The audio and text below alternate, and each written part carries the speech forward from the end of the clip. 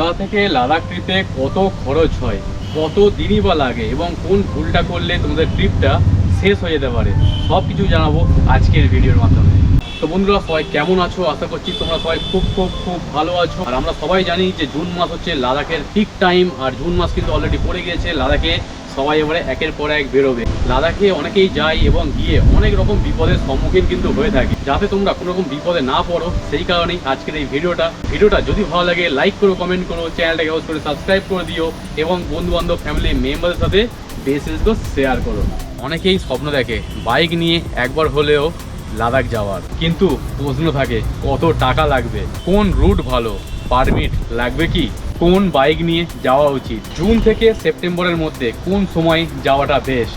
আজকের এই ভিডিওতে সমস্তটাই থাকছে তোমাদের জন্য। তো যারা লাদাখ প্ল্যান করছো অবশ্যই যাওয়ার আগে এই ভিডিওটা দেখে নাও, কারণ এই একটা ভিডিও দেখার পরে আর অন্য কোনো ভিডিও কিন্তু তোমাদের দেখতে লাগবে না। রুট, খরচ, পারমিট, পেট্রোল, থাকা খাওয়ার ব্যবস্থা, বাইকের প্রস্তুতি, অক্সিজেনের সমস্যা, মোবাইলের নেটওয়ার্ক, সেরা সময় এবং সবথেকে কম খরচে লাদাখ সার্কিটকে কীভাবে কমপ্লিট করবে, সেই সমস্ত ডিটেলস থাকছে আজকের ভিডিওতে।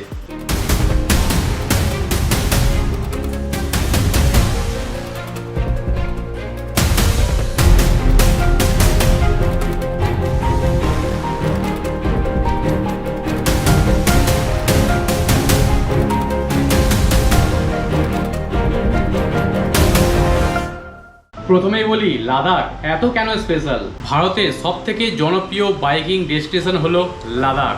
বিশাল পাহাড়, বিশ্বের অন্যতম উচ্চতম মোটরেবল পাস, নীল রঙের লেক, মরুভূমির মতন উপত্যকা আর অসাধারণ রাস্তাঘাট, সব কিছু মিলিয়ে মিশিয়ে একটা ড্রিম ডেস্টিনেশন লাদাখ। সবার প্রথমে আসছি লাদাখ যাওয়ার সঠিক সময় কোনটা, বা কোন সময়ে গেলে লাদাখের ওয়েদার খুব সুন্দর থাকে এবং সমস্ত রুট আমরা কভার করতে পারি। ছোটোর মধ্যে যদি বলতে হয়, জুন থেকে সেপ্টেম্বর হচ্ছে লাদাখ যাওয়ার বেস্ট টাইম। জুন মাসে তো প্রচুর বরফ দেখা যায় এবং তারপর থেকে সমস্ত রাস্তা প্রায় খোলা থাকে। জুলাই এবং আগস্টে বেশিরভাগ রাস্তাই খোলা থাকে। সেপ্টেম্বরে আবহাওয়া পরিষ্কার থাকে, ফটোগ্রাফির জন্য অসাধারণ সময়। অক্টোবরের পর ধীরে ধীরে রাস্তা বন্ধ হতে শুরু করে। যদি কেউ আমাকে জিজ্ঞাসা করে যে দাদা তোমার লাদাখ যাওয়ার বেস্ট টাইম কোনটা, সেটা হচ্ছে জুন এবং জুলাইয়ের মাঝামাঝি সময় আমি যেতে পছন্দ করি। বা এর আগেরবার যখন 2025 গিয়েছিলাম তখন তো জুলাই মাসের শুরু, মানে 4-5 তারিখ করে গিয়েছিলাম। তো সেই সময় কিন্তু চুটিয়ে আনন্দ করেছি এবং ওয়েদারও খুবই সুন্দর পেয়েছিলাম আমরা। তারপরেই আসছি কোন বাইক নিয়ে যাওয়া যায়। তোমরা অনেকেই জানো যে আমি 125 সিসির একটা ছোট্ট কম্পিউটার সেগমেন্টের বাইক নিয়ে লাদাখের টোটাল সার্কিট কমপ্লিট করেছিলাম। একবার নয়, দুবার সেম বাইক নিয়ে আমি গিয়েছি। তো একবার তো আমি হানলে উমলিংলা পর্যন্ত গিয়েছিলাম, যেটা ছিল 2024 সালে। তবে 2025-এ যেহেতু একটু বৃষ্টির আবহাওয়া ছিল, সেই কারণে আর যাওয়া হয়নি। এবং আমার সাথে ছিল ঋষভ ভাই। ঋষভের শরীরটাও ঠিক ছিল না, সেই কারণে আমাকে ব্যাক করে চলে আসতে হয়। তবে হ্যাঁ, যদি এবছরে আমি যাই তো লাদাখের টোটাল সার্কিট কিন্তু তোমাদেরকে ঘুরিয়ে দেখাবো আবারও। তোমাদের কাছে যে কোনো বাইক থাকতে পারে, সেই বাইক নিয়ে তোমরা লাদাখ সার্কিটকে কমপ্লিট করতে পারো। অবশ্যই মনের মধ্যে সাহস এবং স্বপ্ন থাকতে হবে যে হ্যাঁ, আমিও লাদাখ যেতে পারি। লাদাখের মতন বড়সড় ট্রিপ যখন শুরু হয় তখন বাইকের কিছু কিছু জিনিস অবশ্যই চেক করে নেওয়া দরকার আগে থেকে। সেগুলো হচ্ছে প্রথমে ইঞ্জিন অয়েল চেঞ্জ, এবং যত কিলোমিটার ইঞ্জিন অয়েল চলে তার কিছু আগেই ড্রেন করে দিয়ে নতুন ইঞ্জিন অয়েল অবশ্যই ঢালা দরকার। তো ইঞ্জিন অয়েল অবশ্যই ক্যারি করবে তোমরা। সেকেন্ড হচ্ছে বাইকের এয়ার ফিল্টার চেক। তৃতীয় হচ্ছে বাইকের brake shoe check, chain sprocket check, clutch cable check, accelerator cable check, এবং অবশ্যই টিউবলেস টায়ার হওয়া দরকার। কারণ টিউবলেস টায়ার হলে তোমরা নিজেরাই পাঞ্চার কিট থাকবে, তো পাঞ্চার সারিয়ে বা হাওয়া দেওয়া মেশিন থাকলে হাওয়া দিয়ে তোমরা কিন্তু রাইডটা কন্টিনিউ করতে পারো। আর যখন টিউবলেস টায়ার থাকবে না তখন কিন্তু ওই সমস্ত দুর্গম রাস্তায় একটু বিপদের মুখে পড়তে পারো। তো অবশ্যই যাওয়ার আগে টিউবলেস টায়ার করিয়ে নিও। লাদাখ ট্রিপে কী কী সঙ্গে নিয়ে যেতে হবে? সবথেকে গুরুত্বপূর্ণ পাঞ্চার কিট। সেকেন্ড হচ্ছে portable air pump, basic tool kit, extra clutch cable, zip tie এবং ইলেকট্রিক্যাল টেপ। এবারে আসি রুট প্ল্যানে। সবথেকে জনপ্রিয় এবং বাজেট ফ্রেন্ডলি রুট হলো কলকাতা, কলকাতা থেকে বারাণসী, বারাণসী থেকে লখনৌ, লখনৌ থেকে দিল্লি, দিল্লি থেকে চণ্ডীগড়, চণ্ডীগড় থেকে মানালি, মানালি থেকে জিসপা, জিসপা থেকে সারচু, সারচুর পরে লে। মোট দূরত্ব 2700 থেকে 3000 কিলোমিটার। রাইডিং স্কিলের উপর ডিপেন্ড করবে তোমরা এটা কতদিনে কভার করতে পারবে। নর্মালি 6 থেকে 7 দিনের মধ্যে তোমরা লে কিন্তু পৌঁছে যেতে পারবে। লে তো আমরা পৌঁছে গেলাম। লে পৌঁছে সবার প্রথম যে কাজটা করতে হবে, একটা দিন লে সিটিতে থাকতে হবে, কারণ শরীরকে ওখানকার আবহাওয়া এবং ওই হাই অল্টিটিউডের সাথে শরীরকে ম্যাচ করানোটা অবশ্যই দরকার। যেদিনকে তোমরা রেস্ট নিচ্ছ লে সিটিতে, ওই দিনকে তোমরা কিছু সাইট সিন করে নিতে পারো লের আশেপাশে। লে সিটিতেও দেখার মতন বেশ কিছু জায়গা রয়েছে, যেরকম শান্তি stupa, Leh palace, hall of fame, magnetic hill, Sangam point এবং পাতার সাহেব গুরুদুয়ারা। এই সমস্ত জায়গাগুলো তোমরা ওই দিনকে ঘুরে নিতে পারো এবং এই সমস্ত সাইট সিন ঘোরা কমপ্লিট করে ওই দিনকে রেস্ট, পরের দিনকে তোমরা সকাল সকাল বেরিয়ে পড়তে পারো নুব্রা ভ্যালির উদ্দেশ্যে। অবশ্যই নুব্রা ভ্যালি যাওয়ার পথে পড়বে খারদুংলা টপ। তো খারদুংলা টপে দাঁড়িয়ে ছবি তোলা কমপ্লিট করে বেরিয়ে পড়বে নুব্রা ভ্যালির উদ্দেশ্যে। একটা সময় ছিল যখন এই খারদুংলা পাসকে বলা হতো ওয়ার্ল্ডের হাইয়েস্ট মোটরওয়েল পাস। নুব্রা ভ্যালিতে গিয়ে তোমরা কি কি দেখবে? নুব্রা ভ্যালিতে গিয়ে সবার প্রথমে দেখবে ডিস্কিট মনেস্ট্রি, তারপরে রয়েছে হুন্ডার স্যান্ডিউন্স এবং ওখানে ডাবল হ্যাম ক্যামেল দেখতে একদমই মিস করো না। এরপরে আসবে সেই জায়গা যেটার জন্য অধিকাংশ লোক লাদাখে যায়, প্যাংগং লেক। এই লেকের রং এক একটা সময় এক এক রকমের কালার হয়ে থাকে। তো সারাদিন যদি আমরা প্যাংগং লেকের সামনে বসে থাকতে পারি, তাহলে প্রতিটা সময় কিন্তু প্যাংগং লেকের রং পরিবর্তনটা আমরা খুব ভালোভাবে দেখতে পাই।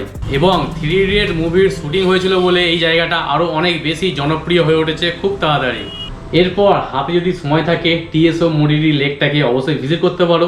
অনেকের মতে প্যাংগংয়ের থেকে নাকি টিএসও মরিরি লেকটা আরও অনেক বেশি সুন্দর। তো তোমরা কমেন্টে জানিও যে কোন লেকটা সবথেকে বেশি সুন্দর বলে তোমাদের মনে হয়। এবং অবশ্যই টিএসও মরিরি ঘোরা কমপ্লিট করে তোমরা চলে যাবে হানলেতে গিয়ে একটা নাইট স্টে করবে। ওখানে রাত্রিবেলা তার একটা সুন্দর ভিউ পাওয়া যায়, তো এটা এনজয় করবে এবং খুব সকাল বেরিয়ে পড়বে উমলিংলা পাস যাওয়ার জন্য।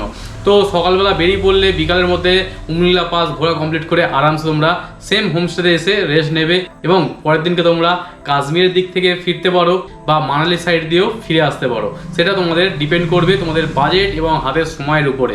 আমি তো রিকমেন্ড করি আমি যখন যাই তখন মানালি সাইড দিয়ে উঠি এবং নামি কাশ্মীরের সাইড দিয়ে। যদি তোমরা কেউ প্রথমবারের জন্য যাচ্ছ তাহলে অবশ্যই কাশ্মীরের দিক দিয়ে উপর দিকে উঠো লাদাখে এবং নামার সময় মানালির রুট হয়ে নেব।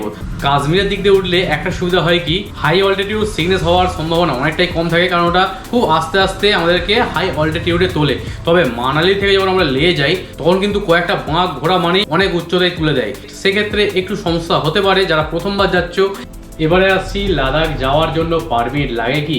হ্যাঁ, পারমিট লাগে, তবে লে পর্যন্ত যাওয়ার জন্য কোনো রকম পারমিট কিন্তু প্রয়োজন হয় না। যখনই আমরা হুন্ডারের দিকে যাচ্ছি বা প্যাংগং লেকের দিকে যাচ্ছি তখনের জন্য ইনার লাইন পারমিট কিন্তু তোমাদেরকে বানাতে হয়। তো ইনার লাইন পারমিট কীভাবে বানাতে হয় সেই ভিডিও আমি অলরেডি বানিয়ে রেখেছি, তো আমার লাদাখ সিরিজটা দেখো, তোমরা ওর মধ্যেই পারমিটের ভিডিও কিন্তু অবশ্যই পেয়ে যাবে।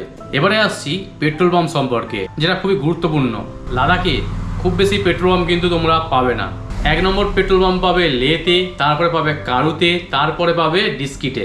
এই সমস্ত জায়গায় সুযোগ পেলেই ট্যাঙ্কি ফুল করে নাও এবং যদি তোমাদের গাড়ি অনেক হাই সিজির হয়ে থাকে তাহলে অবশ্যই জ্যারিকেনটা ক্যারি করবে। এবারে আসি মোবাইল নেটওয়ার্ক নিয়ে। মোবাইল নেটওয়ার্ক লাদাখে কাজ করে না।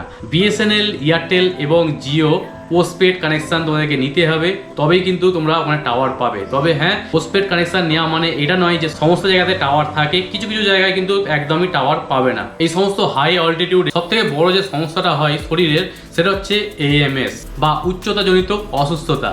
লক্ষণ মাথা ব্যথা, বমি ভাব, শ্বাসকষ্ট এবং দুর্বল লাগা।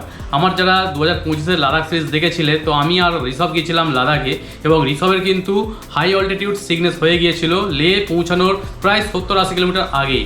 তো আমি এই সমস্ত জিনিসগুলো জানতাম, তোকে এক জায়গায় দাঁড় করি, ওআরএস খাইয়েছি, জল খাইয়েছি এবং বেশি করে রেস্ট নিতে বলেছি। ওই দিনকে আমরা বেশি রাইড করিনি, আমরা সামনেই একটা গ্রাম পড়েছিল, ছোট্ট গ্রাম, তো সেখানে গিয়ে আমরা স্টে নিয়ে নিয়েছিলাম। কারণ ওই অবস্থা যদি আমি লে পর্যন্ত ওকে নিয়ে যেতাম তাহলে কিন্তু ওর শরীরের অবস্থা আরও অনেক খারাপ হতে পারতো। তো তোমরা যদি লাদাখে যাও এবং শরীরের এই সমস্ত অসুস্থতা হয়, সেইখানে কাছাকাছি কোনো একটা জায়গাতে স্টে নিয়ে নেওয়ার চেষ্টা করবে এবং ওই দিনটা পুরো অবশ্যই রেস্টে থাকবে। আর এই হাই অল্টিটিউড সিকনেস হলে সবসময় বেশি বেশি জল খাবে, বেশি দৌড়ঝাঁপ করা যাবে না এবং আমরা যখন হাই অল্টিটিউডে উঠছি ডাইমক্স ট্যাবলেট কিন্তু খুবই সাহায্য করে। অবশ্যই ডাক্তারের সাথে পরামর্শ করে ডাইমক্স ট্যাবলেট কিন্তু নিয়ে নিও। এবারে আসছি সব থেকে গুরুত্বপূর্ণ প্রশ্ন, যে বাজেট কত হতে পারে। দেখো 2024 বলো বা 2025, আমি 12 থেকে 14,000 টাকার মধ্যে টোটাল ট্রিপটা কমপ্লিট করেছিলাম আমার হন্ডা সাইন এসপি 125 সিসিতে। তবে হ্যাঁ, এখন আমাদের ব্ল্যাক প্যান্থার এসে গেছে 200 সিসি, সেক্ষেত্রে আমার ফিউল কস্টটা একটু বেশি হবে, তবে এমন কিছু বেশি কিন্তু হবে না, কারণ আমরা ট্রেন করে থাকি এবং খাওয়া দাওয়া নিজেরা রান্নাবান্না করে খাই, তাতে যেরকম একটা আলাদা অ্যাডভেঞ্চার হয় সেরকম আলাদা একটা মনের শান্তিও কিন্তু পাই। তো তোমরা যদি যাও এবং হোটেলে থাকো, হোটেলে খাওয়া দাওয়া করো, সেক্ষেত্রে কস্টিং কিন্তু অনেকটাই বেশি এসে যাবে, কারণ লাদাখে খাবার দাবারের দাম প্রচুর ভাই, প্রচুর। ফিউল কস্ট ধরা যেতে পারে 10 থেকে 15 হাজার টাকার মতন ফিউল কস্ট আসতে পারে। কেউ যদি হোটেলে থাকে সেক্ষেত্রে 8 থেকে 10 হাজার টাকা খরচ হতে পারে, এবং তোমরা যদি বাইরে খাওয়া দাওয়া করো 5 থেকে 10 হাজার টাকার মতন বাইরে কিন্তু খাওয়া দাওয়া হতে পারে। পারমিট এবং অন্যান্য জিনিস নিয়ে 2 হাজার টাকার মতো খরচা হতে পারে। সব কিছু মিলিয়ে মোটামুটি 30 হাজার টাকা যদি কেউ বাজেট করে তাহলে তোমরা লাদাখ ট্রিপকে আরামসে ঘুরে চলে আসতে পারবে। এবং আমি আবারও বলছি, যদি তোমরা অ্যাডভেঞ্চার করতে চাও, নিজেরা ট্রেন করে থাকো, নিজেরা খাওয়া দাওয়া করো, সেক্ষেত্রে তোমাদের কস্টিং কিন্তু অনেকটাই কম, মানে 12 থেকে 15 হাজার টাকার মধ্যে তোমরা লাদাখ ট্রিপকে কমপ্লিট করতে পারবে। যাদের এখনও পর্যন্ত বিশ্বাস হচ্ছে না, তো আমার লাদাখ সিরিজটা প্রথম থেকে শেষ পর্যন্ত দেখো, ওদের A to Z খরচা, কীভাবে কী খরচা কমিয়েছি, সমস্ত ডিটেলস কিন্তু ভিডিও রয়েছে। এবং সবার শেষে আসছি কিছু গুরুত্বপূর্ণ টিপসে, যারা আপকামিং লাদাখ রাইডে যাচ্ছ তাদের জন্য। খুব বেশি কিলোমিটার কভার করার চেষ্টা করবে না একদিনে, আস্তে আস্তে যাবে, তাতে একটা সুবিধা হবে, তোমরা সেখানে সিনিক বিউটিকে আরও ভালোভাবে এনজয় করতে পারবে এবং তোমার শরীরটাও ভালো থাকবে। অবশ্যই বৃষ্টির জন্য প্রিপারেশন নিয়ে চলো, যে বৃষ্টি কিন্তু যে কোনো মুহূর্তেই আসতে পারে। পাওয়ার ব্যাংক অবশ্যই সঙ্গে রাখুন, অবশ্যই বাইকের চার্জারও কিন্তু যেন লাগানো থাকে। মেডিকেল কিট অবশ্যই নিজের কাছে রাখবেন, এবং যে সমস্ত দরকারি ওষুধপত্র রয়েছে সেগুলো অবশ্যই নিয়ে যেতে হবে। সবথেকে গুরুত্বপূর্ণ, পাহাড়ে ওভার স্পিডিং একদম কেউ করো না, এবং পাহাড়কে সম্মান করো সবসময়। তো বন্ধুরা, কলকাতা থেকে লাদাখ ট্রিপের এই ছিল total A to Z guide. তুমিও যদি প্রথমবার লাদাখে যাওয়ার পরিকল্পনা করো তাহলে অবশ্যই ভিডিওটা সেভ করে রাখো এবং তোমাদের রাইডিং পার্টনারের সাথে অবশ্যই শেয়ার করো। তো আজকের ভিডিওটা আমি এখানে ইন করছি। ভিডিওটা যদি ভালো লাগে লাইক করো, কমেন্ট করো, চ্যানেলটাকে অবশ্যই সাবস্ক্রাইব করে দিও এবং বন্ধু বান্ধব ফ্যামিলি মেম্বারের সাথে বেশি বেশি করে শেয়ার করো। দেখা হচ্ছে নেক্সট কোনো রাইডে, নেক্সট কোনো ব্লগে। ততক্ষণ পর্যন্ত সবাই সুস্থ থেকো এবং ভালো থেকো।